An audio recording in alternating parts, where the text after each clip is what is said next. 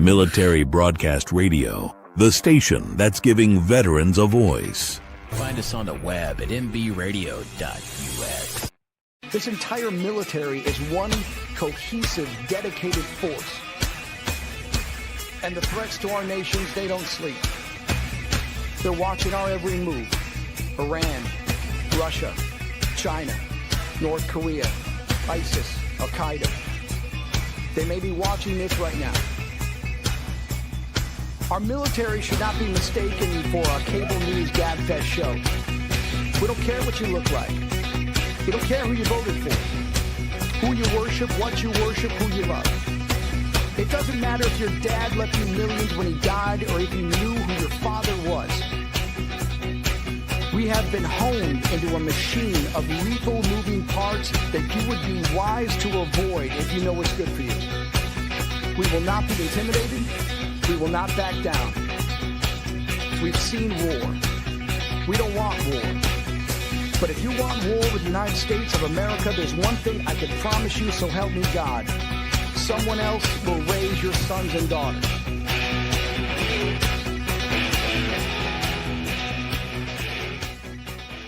Military Broadcast Radio, the station that's giving veterans a voice. Find us on the web at mbradio.us. Opinions expressed in this program are those of the speakers and do not necessarily reflect the views or positions of any entities they represent. Find us on the web at mbradio.us. Join Terry with Tracer Rounds every Tuesday at 8 p.m. Eastern to hear interviews with veteran artists, veteran business owners, and businesses that support veterans. Catch us on Roku, Amazon Fire TV, and MB Radio. If you miss a show, you can listen again on Wreaths Across America Radio every Wednesday at 3 p.m. Eastern. Tune in to see if you are on target. MBR, giving veterans a voice. And welcome back to the Tracer Rounds podcast. And I'm Terry, your host. And with me tonight is Robert Elliott, who is a Marine. And he's also the executive or the founder or executive director, I guess, too, of the Veterans Farm of North Carolina. Welcome, Robert. Thanks for having me. And I appreciate this opportunity.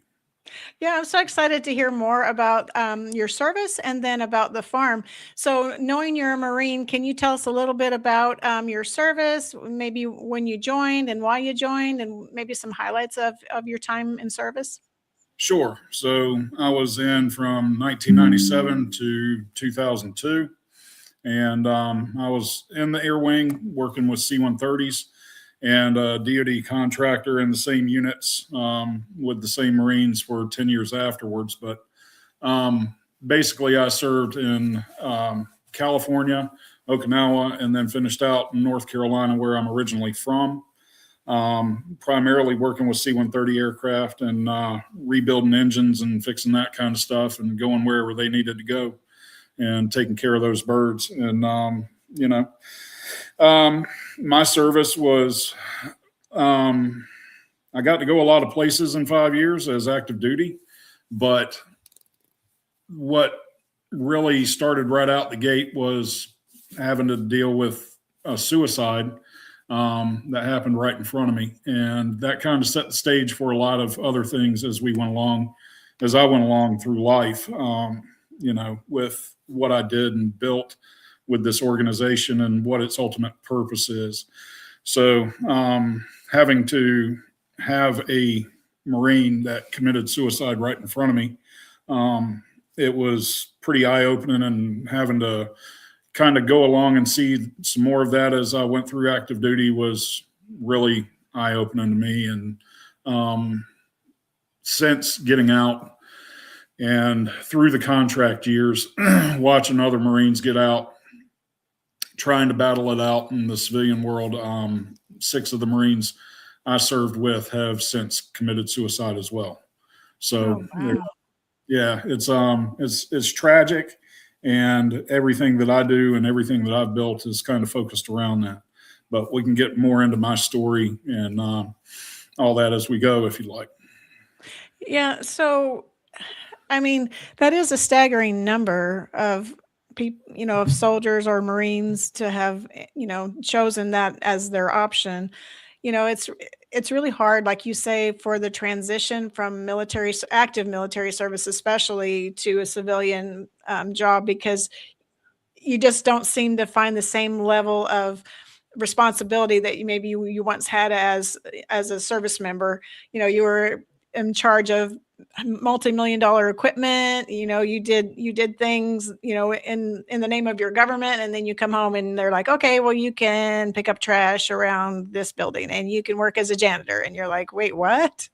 And it's just not fulfilling, and you lose your sense of community. And so, like you say, you really have to have something that makes that transition possible to from military service to civilian work service.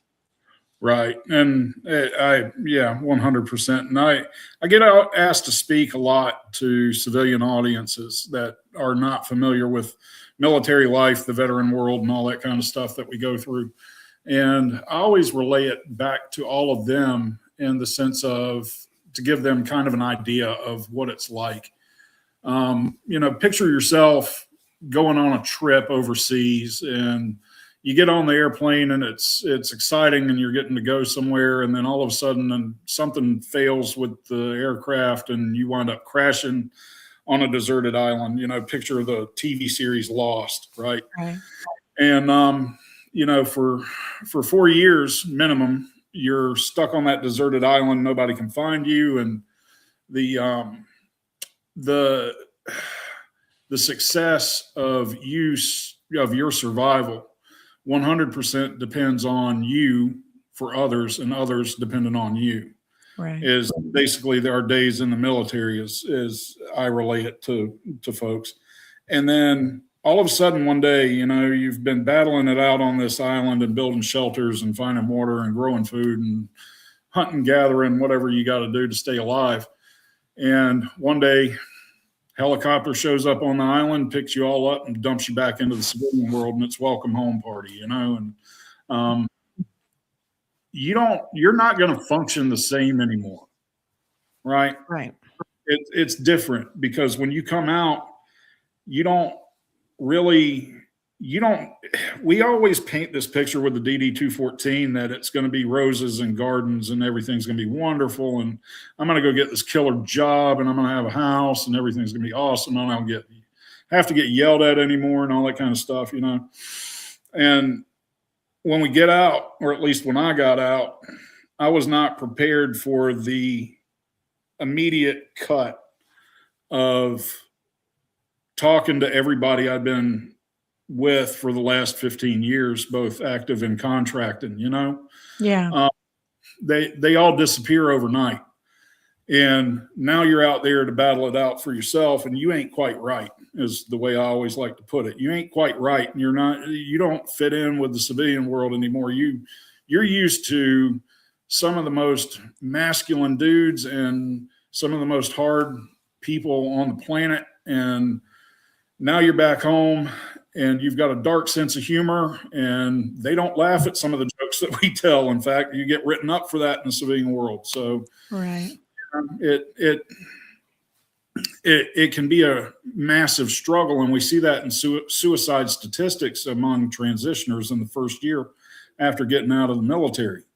That's the largest population that we see, demographically speaking, that are committing suicide are the ones that are getting out and trying to knuckle it out and can't quite figure it out, and things are not going well. And, if you got PTSD or TBI, or you got these disabilities and VA's not cooperating, and on and on and on, and can't find a job, or, I'm getting written up for telling a bad joke or something like that, it just kind of sends you into a spiral, Yeah. And that's why what I've built kind of exists. It decompresses everybody as they're coming out, for one thing. And we'll get into the nuts and bolts on it, I know, but it decompresses everybody, and it also gives them a network, a new unit to check into as they get out, is the way I like to put it. Right. Because when folks come to the Veterans Farm, what we are doing out here, it is an agricultural training program, and it's meant to keep you from falling into a lot of traps that you might find yourself in. And it's very expository in the sense of agricultural production, but at the same time, it's also a suicide prevention piece by proxy, because we've plugged in the pieces that helps you from going down in a spiral. You've always got an anchor to grab onto and a point of contact to call when stuff is going wrong. So that's kind of the direction that I've gone throughout my life. I never asked to do this, never thought I'd be doing anything like this. And lo and behold, here I am. So you grew up on a farm, right? I did. I grew up on a big commercial farm here in North Carolina, just above Raleigh, and we grew tobacco. We raised cattle. We did conventional row crops, stuff like that, and did seed cleaning, as well as in the final days before I went in the Marine Corps, we were running the largest and newest goat herd in the state of North Carolina. My mama, Jane, she kind of saw the writing on the wall with tobacco and all that kind of stuff, and switched over to raising meat goats as a new thing that was coming to North Carolina. And we had truckloads of them coming in from Texas on 1,000 acres. And I built the fence on that 1,000 acres, and it was a pain in the butt. But anyway, I joined the Marine Corps because for a few reasons. One, I can get yelled at all day on a farm and not get paid, or I can go in the Marine Corps and get yelled at and get paid. So it's kind of the easy way in my mind. And, there was among the farm kid community in Eastern North Carolina, I knew quite a few guys that went from the farm to Marine Corps and got to talking to them about it. And just the way that they had transitioned and gone from, podunk North Carolina farm kid to being this absolutely rock solid Marine, and seeing that transformation that they went through. It was sort of like, I want that. And I want a pair of those. I want a set of those dress blues, only to find out when I graduated, they don't issue those. You got to go buy them. So I was kind of miffed about that, but I was happy to get my dress blues. So. Yeah. You don't think you're going to have to buy the uniform. You think you're going to be given it, right? You don't. Yeah. No, you got to buy them when I went through. So anyway. Well, I know in the Army, if you're an officer, you have to buy your uniform. But if you're enlisted, then you get your uniforms. Sure. So we were issued our blues. But good. they don't look near as good as the Marine blues. That's for darn sure. No, they don't. No. The farm boys, when they would come home on leave, and we were priming tobacco and stuff like that. And they were talking about what's going on in the Marine Corps and what it's like and all that kind of stuff. And I kind of got drawn into that from them. But then when I walked into the recruiter's office, in Raleigh, the recruiting office back in those days, you walk down this hall and there's Air Force, Army, and then on the other side of the hall, there was Navy and Marine Corps. And I'd already kind of had my mind made up, but Air Force door was shut. And yeah, I'm talking trash right now, but the Air Force door was shut and locked. Army guy was sitting in PT gear, and he was kind of fat and eating a cheeseburger. And I was like, that's not really all that appealing. And Navy, whatever they had going on that day, they were wearing Cracker Jacks. And I was just like, no way in hell. I'm not doing that. So Staff Sergeant Harris comes out of the recruiter's office, and, he's tightened up, and he's sort of like, what are you here for? And I was like, I think I'm here to talk to you. And then I got to see the big poster of the Marine and dress blues and stuff. I think he's from 8th and I.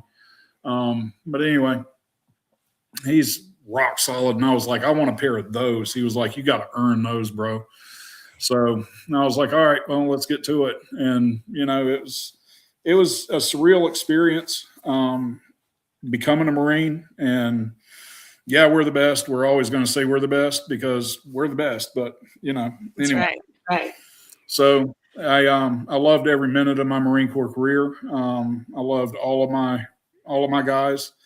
I wound up getting out because I wound up having a surgery on one of my knees, and it didn't really work. So I was kind of getting pushed out anyway. So I was lucky enough to snag a contract position when I got out. And rocked and rolled with those same Marines for another 10 years. And it was really really such a out of this world experience.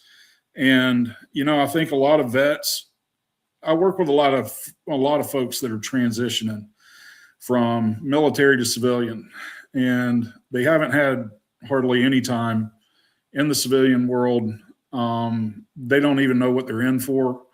Yeah. And we wind up losing all of that identity that we've had over the years, Yes.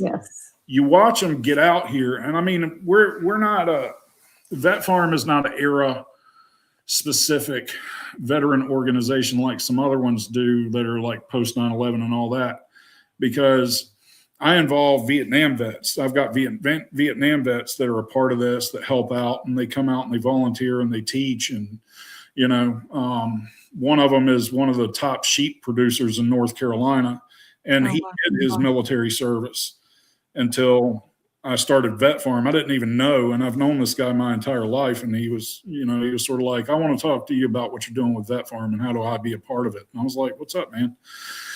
And he was like, can I help out? And by the way, I was in during NAM, and it's sort of like, you never told me that. And now what's crazy is I bring classes to his farm, and he turns into this back in the day vet with all these guys and gals. And, it's just bringing back the camaraderie and the network and, the sense of purpose that we used to feel.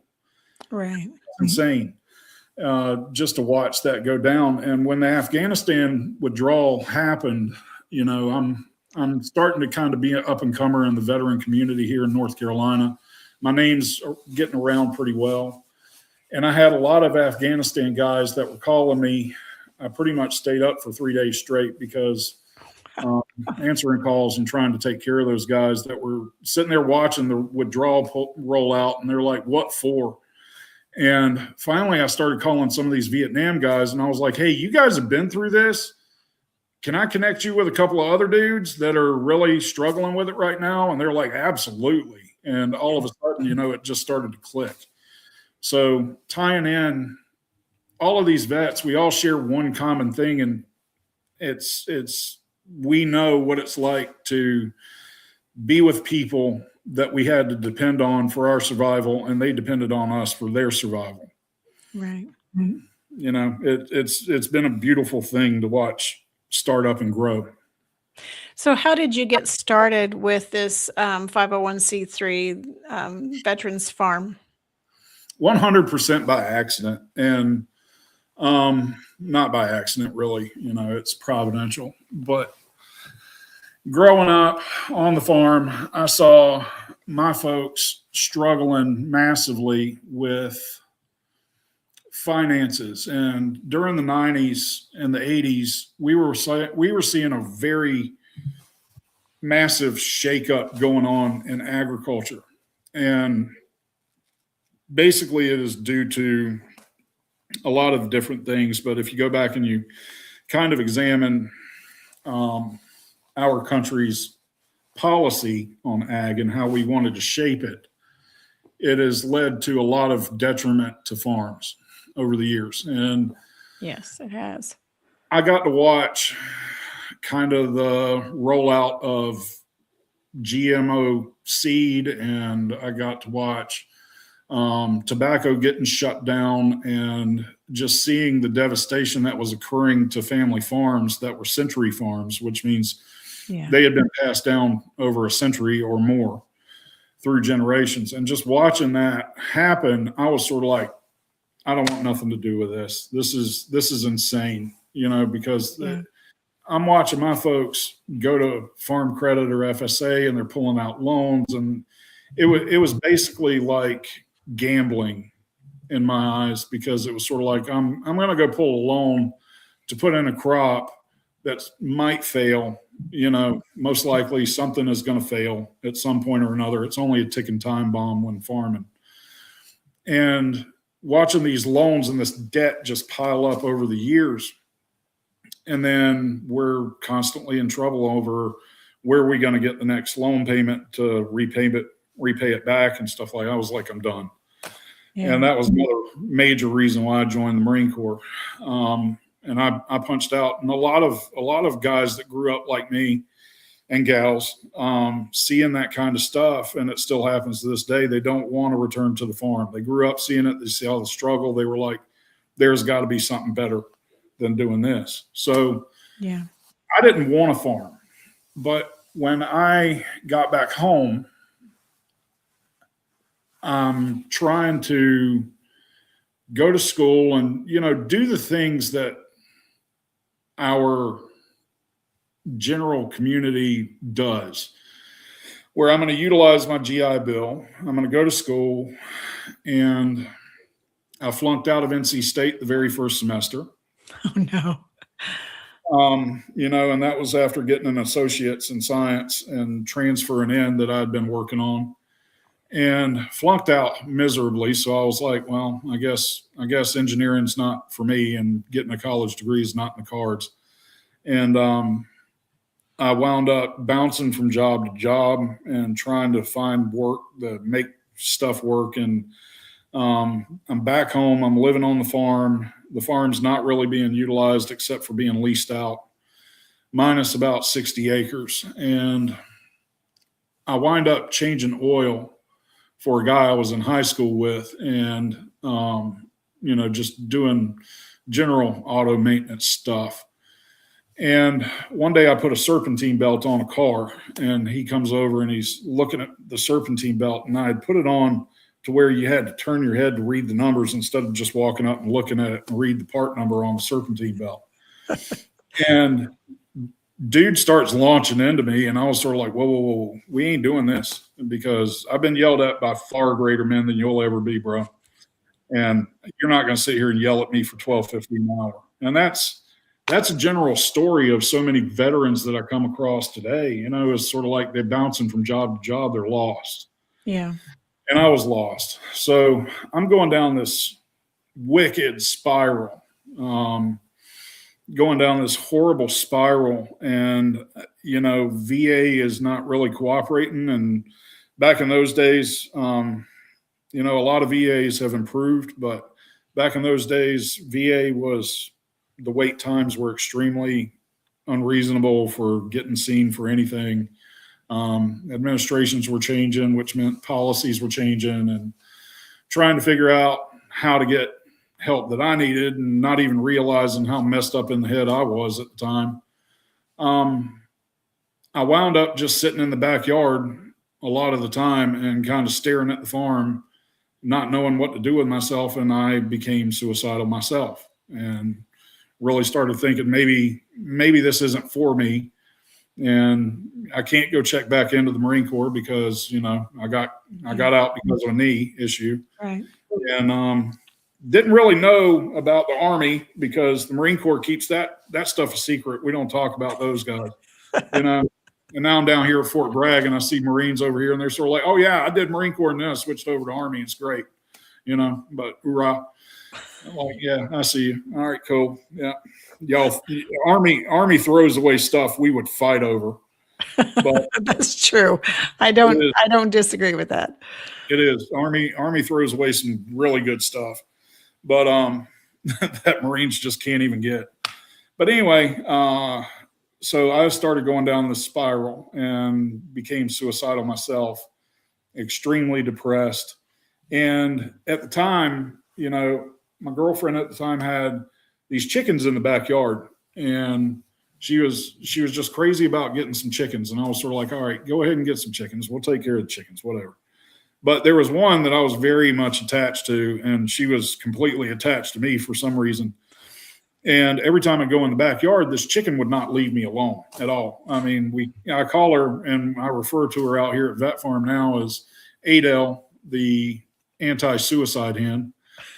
But, she would fly up on my shoulder. There's pictures of that on some of my Facebook stuff. And, she was always pecking at my sandwiches when I'd go in the backyard eating lunch and stuff. And it was sort of like one day, that was one of the only things that was kind of really bringing me joy, was getting to see that stinking chicken every day.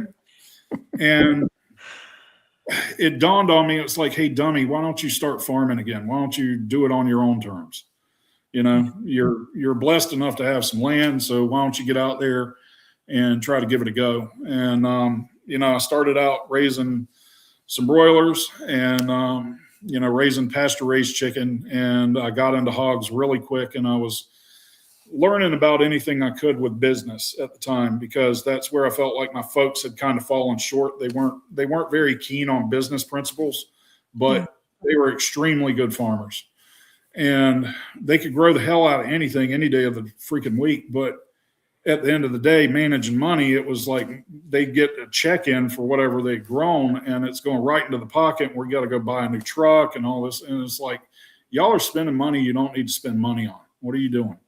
Yeah. So basically, I got into really looking at business and looking at farming from a business standpoint instead of what most veterans consider it to be, where they get drawn into this idea of, I'm going to start a farm and it's going to be wonderful, and it's all sunshine and rainbows and we're out there chasing butterflies, and it's not that. It's really hard work. It's really hard stuff to pull off. So that's kind of why we exist. But I really applied those business principles to what I was doing, and I figured out real quick that pork made money. And I started focusing the business specifically on pork and working at it and slugging it out in farmers markets and stuff, and really trying to get behind the business and marketing end and sending out sales sheets and I'm getting your email. If you're buying something from me, I'm getting that email. And all of a sudden I started doing delivery. I had a couple of customers that were asking me, would you ever consider delivering? And I was like, yeah, sure. I can bring some stuff by and drop it off. So I created this thing where it was, if you buy $75, and for those of y'all listening that are interested in ag and starting a farm, here's a little sweet tidbit. I started this thing where I'd deliver. If you made an order of $75, I would deliver to your house on Friday.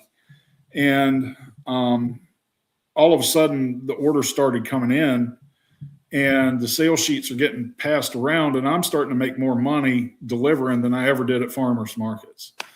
And the thing that I wasn't really anticipating was that sales sheet getting passed around to corporate office buildings in Raleigh, Durham, and Chapel Hill.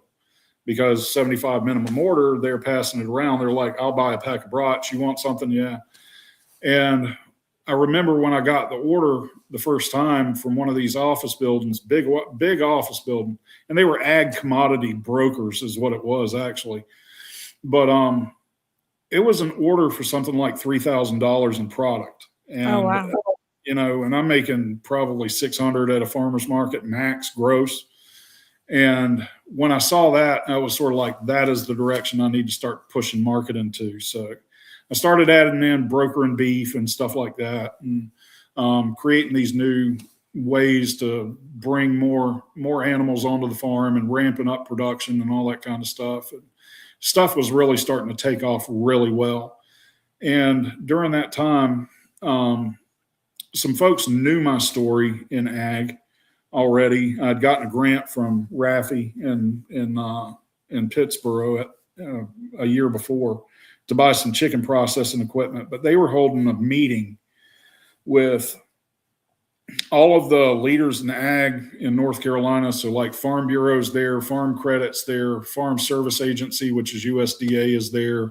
VA is there, Farmer Veteran Coalition is there, and is this big round table, and they wanted me to come in and tell my story. And it was the first time I ever publicly spoke. So I gave them kind of the aircraft crash thing. That's where I developed that, trying to relay how that works and what it's like for me, and then telling my story. And they all wanted a copy of my talk. So I gave it to them, and within about a week, all of these news agencies started reaching out to me. Here's this crazy jarhead on a farm making it work, and, farming saved his life. And of all things, it was farming, and gave him purpose. And they started writing stories. I'm getting pushed out all over the place. I'm getting dragged across the country to go speak and talk about my experience and how to help other veterans get into what we're doing. And that was kind of the birth of Veterans Farm. I started getting phone calls and emails from veterans that were like, I read about you. It is exactly what I think I'm looking for, what you've got. How can I learn from you? And it was sort of like, come on over to the farm. You can crash on the couch. We'll get up in the morning. We'll go take care of the pigs. We'll go pack orders. We'll go cut chickens, whatever we got to do. I'll show you what I know, and we'll go from there. So Wow. that's kind of how everything kicked off. So in what year was that? Did you start the farm? Well, I mean, I was just farming for myself at the time. Yeah. And that was probably around 2012, 2013, somewhere in there. Actually, it was more like 2014 is when all of that started kicking off really well. And I wound up getting nominated for an award for Small Farmer of the Year in North Carolina. And it was kind of I wasn't expecting it. I wind up getting to speak in front of everybody, the who's in agriculture, because this is a big breakfast with the Commissioner of Agriculture in North Carolina. So all the land grant universities are there and the deans and all that kind of stuff. And they gave me 3 minutes to speak. And the only thing that I was trying to do there was tell these folks, hey, look, y'all are missing a talent pool to bring into your industries. You guys need to be looking at the military and starting to recruit to military and bring them into agriculture. And when I got off the stage, I'm coming down the stage after getting the award, and NC State was standing there waiting for me when I got off the stage. And they were like, we would like for you to talk to us about getting more military veterans into the College of Ag and Life Sciences and the Agricultural Institute at NC State. And I was like, sure, I'll have that conversation. And it led to them really pushing to hire me on part-time as a agricultural liaison, a military liaison. So I go and I'm hanging out at Fort Bragg and getting to know what the Fort Bragg scene is because they're so close to Raleigh. Same thing with, Seymour Johnson Air Force Base, and trying to crack the doors open over there and figure out how do I get to more of these transition and service members and let them know y'all can go to College of Ag and have y'all considered agriculture, and do you want to utilize your GI Bill benefits for that? And the transition officer, CSP officer at Fort Bragg, he pulled me to the side one day and he was like, hey, look, I've got a lot of transitioning soldiers that are asking for an agricultural training program, a basic one. Do you think you could build one and put it on Fort Bragg? And I was like, yeah, sure. Why not? So at the same time, I'm still farming too. Wow. I'm running deliveries. But anyway, we go out and we get some funding together to start it up. And it was called the Soldier to Agriculture Program. The very first ag training program on a military installation ever. Wow. And I built it and put the curriculum together because it's based off of all these folks that I've been working with coming to the farm and taking the lessons that they didn't know, that farm kids learn pretty much autonomously growing up, but adding the business side to it and showing what the opportunities are and whether or not you can actually make it or break it, and tying in resources and all that kind of stuff. So we threw up a greenhouse on Fort Bragg. We're doing hydroponics in the classroom. We're talking about plant science, soil science, and all that kind of stuff. I got people from NC State coming down and talking to the classes. And it turned out to be one of the most highly sought after programs for career skills programs in the Army at Fort Bragg. And every class we had was slam full, just about. And during that time, the overall idea was to start it up, get it running, and then hand it off to somebody else. And I'm going to go back to farming and doing liaison. My mama at the time, she died and a family member wound up selling off the entire farm. So right after we had posted the job announcement, all that went down in about 2 weeks. And I basically got the eviction notice from the family farm I grew up on. And I called up my boss one day and I said, "Hey, look, you mind if I apply for that position that we created to replace me?" She was like, "Absolutely, go ahead," and told her what was going on. She knew. And I wound up getting the job, thankfully, and ran the Soldier to Ag program for 5 more years, all the way through COVID. Wow. And when the administration changed at NC State, they wanted to hand off the program to a land grant university mission that's known as Cooperative Extension Service. And they're kind of your local county office for agricultural stuff between land grant universities. They're a resource in the local communities. They wanted to hand off the program from academia over to extension. And I had just bought this land out here where the Veterans Farm is now. And Soldier to Ag was great because it allowed me to kind of give them just enough to know whether or not they wanted to get into it, and just enough to not completely lose your tail in farming, but it wasn't enough for me to really show the breadth of agriculture and what all is truly possible and what it really does take. And, how do you work with cows? Because we couldn't put cows on Fort Bragg as much as I tried.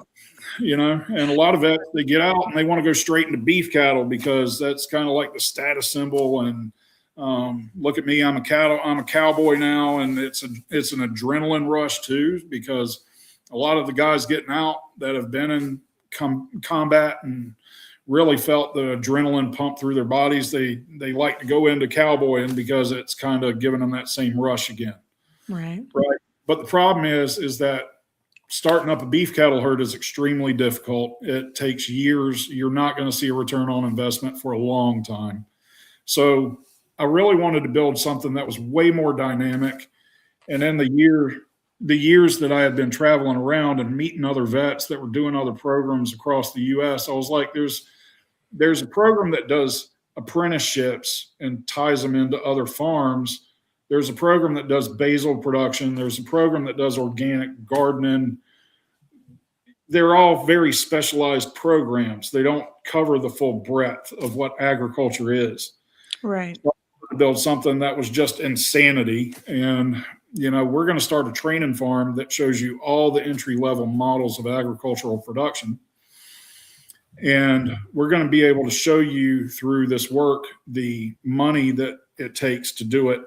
So we track, what the costs are for running a beef cattle herd, looking at returns on investment. What is gross versus net? What are basic business principles? What's a P&L? What's a balance sheet? Why are they used? How do you build a business plan? Look at how I can actually get into agriculture and grow it to where I want to be, the beef cattle herd, but I need to focus on something that's going to make money to start with. And that's kind of what we built. So I bought this land in order for us to build that. And I did it with a VA loan to prove that that model works, because a lot of folks have barriers to getting land through conventional means. But if you get with the right VA lender, they can help you do a construction loan on a parcel of land in order for you to have your own farm. So I wanted to prove that concept. So I did it myself and utilized my VA loan to do it. And, we started out from scratch, because 53 acres, complete pine cutover with a mountain of trash in the middle of it. And people had been using it for dump site. And it was absolutely nothing when we started. And I closed on this property in December of 2020.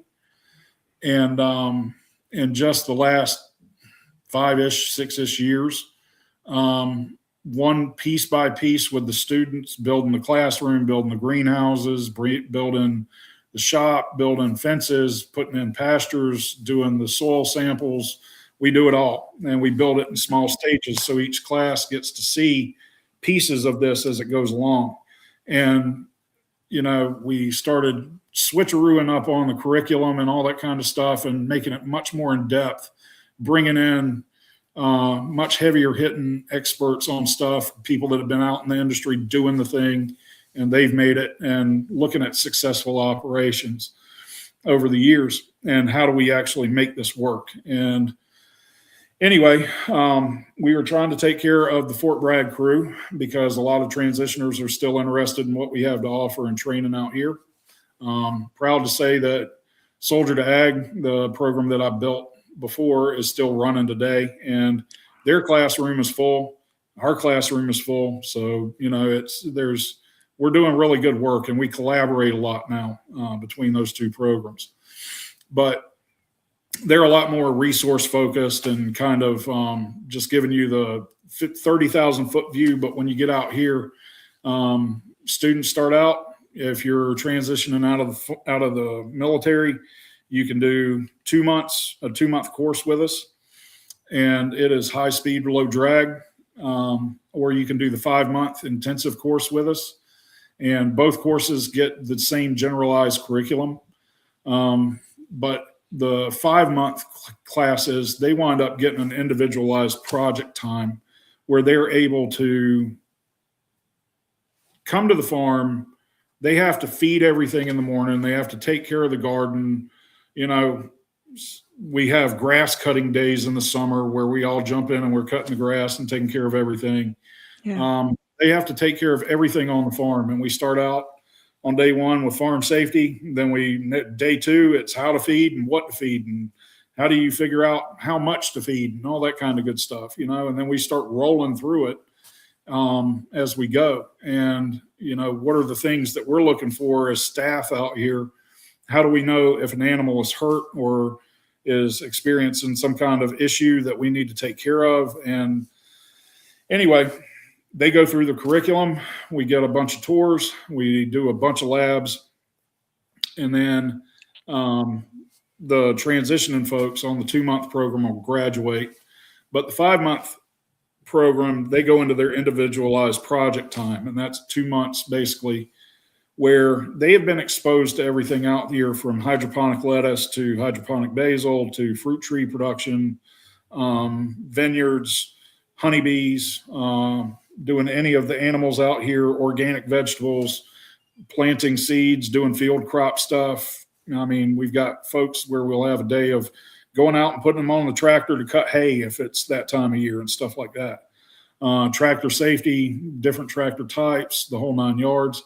They get exposed to all this stuff, and they don't have to spend money in order to figure out whether or not their idea, not knowing things that they don't know, if their idea is going to be something that they're even interested in. Because a lot of times somebody that goes into farming with zero knowledge prior and no course or no mentor or anything like that, they've read an article, they've looked into stuff on YouTube University, and they think this is the direction I want to go.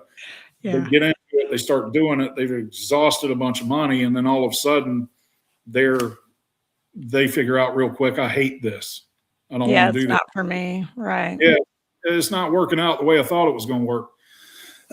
So Vet Farm actually circumvents that. And so when they get into their project phase, they're able to choose a direction that they actually want to go based off of real life work and analyzing what the difference is in between the various production models and business related stuff.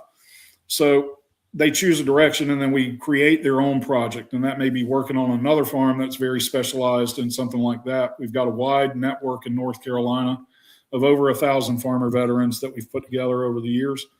And we network them together. We try to get them working with each other. They may be doing an incubator project here on the farm or whatever. I'm really excited because I finally found a butcher shop that's going to work with us to let our class go out there and learn butchering for an entire week. Wow. Stuff like that, learn how to cut meat and how to break a cow down and how to break a hog down and stuff like that. So we finished that program with development of a business plan because at some point or another, they're going to need to have it. And we walk them through what a business plan looks like and how to prepare for it. and all that kind of good stuff. But the other part to the entire reason why I'm doing what I'm doing is because through the suicides that I've personally witnessed and was completely helpless to do anything about, and my guys that have committed suicide, and then other veterans that I know that have committed suicide, I've noticed a pattern. And, some of the who's in the veteran space in North Carolina, we were kind of talking about it one day, and they all noticed the same patterns as well, where if you see a veteran, and I'm actually writing this right now and I'm about to publish it in the next 6 months. But if a veteran is going through financial troubles or legal problems, or if they are going through mental or physical health problems, or they're having a spousal issue, one or a combination or all three of those things tend to be a severe trigger that leads to the suicide event.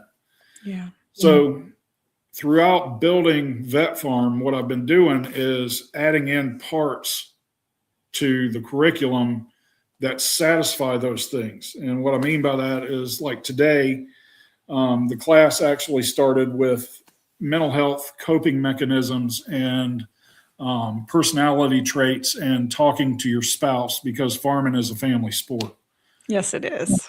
We have an LMFT that's very good. She comes out here. We've got actually a few LMFTs that we work with, and she was out here working on them today and going through all that stuff. But now we actually have services to where if a veteran is involved with our network or our program that we know of, is facing a really difficult time or is in need of triage or something like that, we have an LMFT that'll pick up the phone and kind of work with them while they're waiting to get their mental health care that they need from the VA or from whatever their preferred mental health care is, because there's a long wait time for mental health in the VA, as you know. Right. So we've got that satisfies our mental and physical health kind of thing. Everything out here is disability friendly because we're all beat up and banged up that work out here. We've got American Legion does a phenomenal job of doing veterans benefits. So they come out and they spend the entire day going through their records and getting them applied for whatever benefits they may be lacking and giving them the real deal about what benefits mean and, what to do, what not to do, that kind of stuff. Not from like a sneaky level, but just, here's how you need to be able to do this in order to achieve the benefits that you've earned. Right. We've got associative services with like the Veterans Treatment Court here in our own county. So if somebody's facing legal issues, we've got a team of lawyers that can help them. And then with the spousal stuff, that's where our LMFT comes in, because I like for them to be able to work with somebody that presents it like, hey, listen, from day one, when we get in the military, we are taught battle buddy, battle buddy, battle buddy. Well, psychologically speaking, what does that really relate to with us? And this goes into the transitional suicide part, where you have been taught codependency at a severe level, essentially, is what you have been taught. And you break out of the military, you no longer have that codependency that you've been dependent on for survival. So we need to kind of deprogram y'all a little bit and just give you some coping skills and some coping mechanisms. So we added that in. And then around that is the purpose of the Veterans Farm, and giving veterans purpose in agriculture and giving them a reason to live, a new mission, which is part of our tagline. Being able to, veterans are the only ones that are going to be able to take over farms for tomorrow. And the general American public doesn't even realize this, but only 1% of the American population is now a U.S. farmer. And the average age of those farmers is 58 years old. Yeah. And, we are losing farms left and right. We see development happening all over the country. And, it's also largely due to USDA policy over the last 100 years. So we're looking at a very fragile system within agriculture. We're efficient. We're very efficient at producing stuff. But at the end of the day, look at COVID, when COVID happened, and we wound up having store shelves going bare because just a simple burp in the supply system. And, you know, another event like that, it wouldn't take much to make it even worse than what it was during COVID. So we've got to start having a bridge between demographics in this country that can take over farms, and veterans being mission oriented as we are, you know, and extremely driven. If we feel like we have a purpose, those are the ones that can actually get in and start making some waves. And we see that across the country. We tie them into a network of other, like I say, out here on the farm is a bunch of crazy knuckleheads. We tie them in with a bunch of other guys and gals that are out there doing the thing.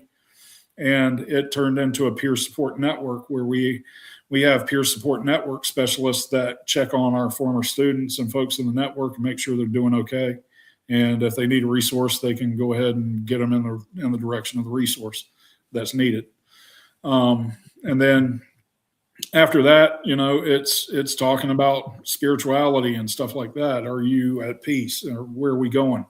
How are we feeling about our life today and stuff like that? And, you know, what direction can we help you get in to kind of find peace and whatever you're going to need, you know, because I say this all the time to people and they never really understand the full depth of this simple sentence. But the philosophy that I have is, out here in the veteran community, we're all we got. And, you know, it's you really think about those 4 words. Yeah, it makes sense immediately when I say it. But at the end of the day, I keep telling all of my former students, we're all we got. And we need to take care of each other. And if we're not going to do that, then there's no point in moving on in this world. And as a result of all of the stuff that we've been doing and the suicide model that I'm about to roll out, the suicide prevention model I'm about to roll out, and everything that we're doing, like I said, I never thought I'd be doing anything like this. Never dreamed I'd go back to farming or wind up an executive director of a nonprofit I started. That's now I can honestly say that we have had 12 people in the last 5 years that have come forward and told us and staff directly to our faces that if it were not for this program, I would not be here right now. And these students, these former students, you know, I tell them all the time, I need y'all just as much as y'all need me, you know, because it's crazy to watch each class, especially the 5-month class. They turn into this entire unit where I've got like 12 different group chats of former student classes, and, you know, and then there's the overall alumni chat, and they are constantly in there talking. They're constantly coming back to the farm. They'll crash a class day in a heartbeat without telling me they're coming out and just sit in class and come see what's new and what's going on out here. And they start working with each other and talking to each other. And, you know, the truth of the matter is farmers are now in a ridiculous amount of suicide issues themselves because of the pressures that are going on in society and in the markets and so forth. And, you know, any little blip in the system, you guaranteeing farms are going to be dying. And farmers are now completely isolated. So back when I was growing up, farmers used to throw parties every summer. And there was always moonshine at the back of the truck. There's a banjo over there playing. And there's a country band or something. There's cows and chickens running around. Kids are having a good time. You know, back in those days in the 80s and the 90s, farmers still were very much network driven and tied together and helping each other out. You don't see that anymore because now it's massive farms that are in an area, and it's a family that's farming the entire thing. So all of the other farmers are now driven out of an area, and they're gone. So the suicide model that I'm working on is, and going to be publishing is kind of catching ground with some land grant universities because it's such an intensive and dynamic model that nobody's ever thought of before. But it also works for farmers, where you've just got to get the farmers together and get them to start hashing shit out on paper and, talking about their stuff and dealing with their stuff and building a network. They've got the purpose. They just need the network and they need the other base things satisfied and helped out. So I'm really excited to see where we're going from here, and, really excited to see how things are going to shape up over the years as we grow. Well, your approach is very holistic, and it encompasses all the facets of mental health and rehabilitation and about purpose and process. And so I think really what you're doing is amazing. And we were talking earlier before the show that AJ Richards is someone that's putting producers and growers together. And he was looking for people in the Midwest and the East Coast to partner in his network. And so it's just another veteran opportunity to engage and to support one another. So definitely looking forward to, promoting you two together and seeing what comes of that, because I think big things can come for sure. Likewise.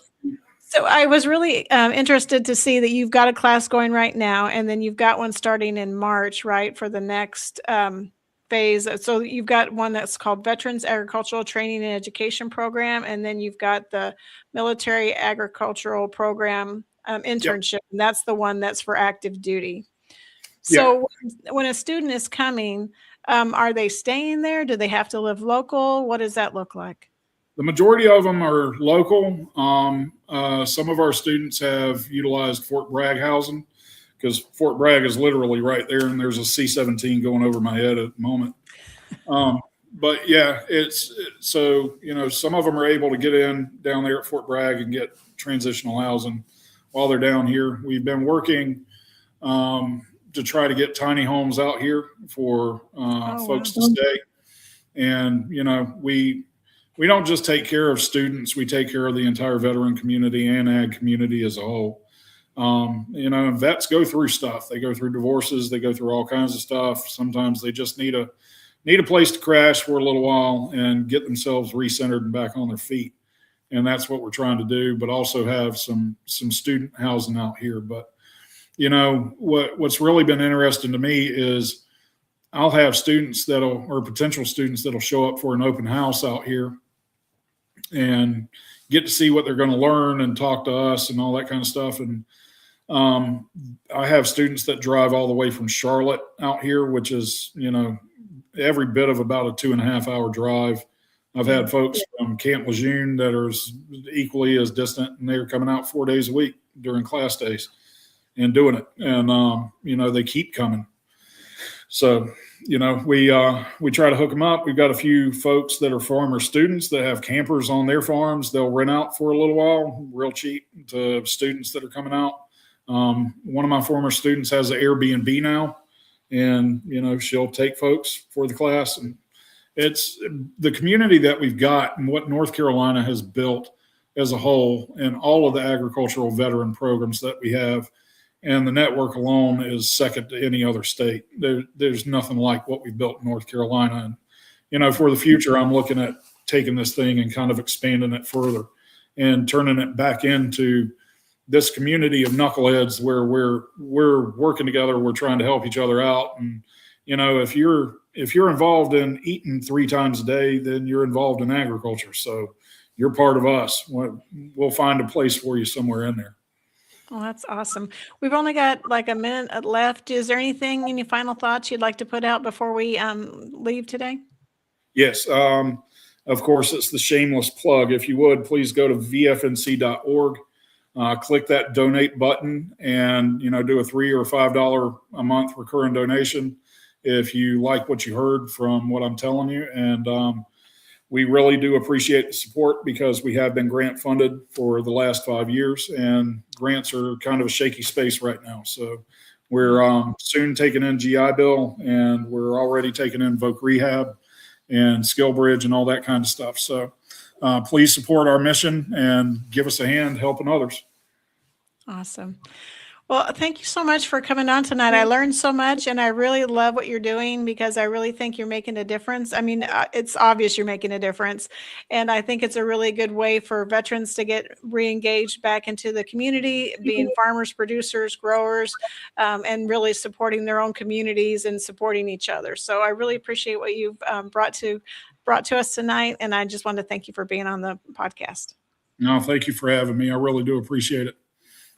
Well, we'll look forward to getting you hooked up with AJ. And this is Tracer Round signing off. Thanks. Life is like a duck. Tough times don't last, but tough people do. Here at Military Broadcast Radio, we're teaming up with our friends at Die Tired, the veteran-friendly music band spreading strength, resilience, and mental health awareness one shirt at a time. And check this out. Their brand new shirts feature broadcast beaker right on the breast pocket. A reminder that you can weather the storm, and you're never alone. Shirts are only $25, and proceeds support giving veterans a voice. MBR's mission to teach veterans how to podcast and videocast. Because when our vets are talking, they're not overthinking.